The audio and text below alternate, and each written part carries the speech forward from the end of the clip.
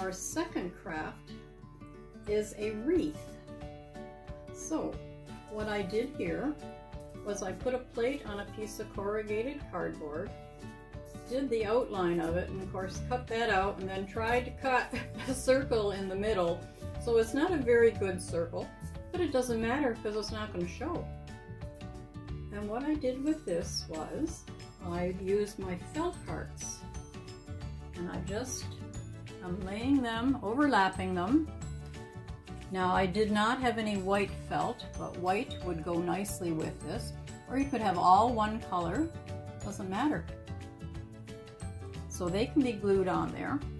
You could also use your foam hearts and different sizes of foam. So here I go, I'm destroying my, my button heart, and you're going to, you can layer them and different sizes, so you could stick that one on that one or not, and just go all the way around and glue them. Now with using different sizes, you might have gaps in your cardboard, so you could paint, or you just make sure your hearts are really close together so you don't see any gaps. This would look cute on the wall or at your front door for that. Okay, so that is the wreath. So happy crafting!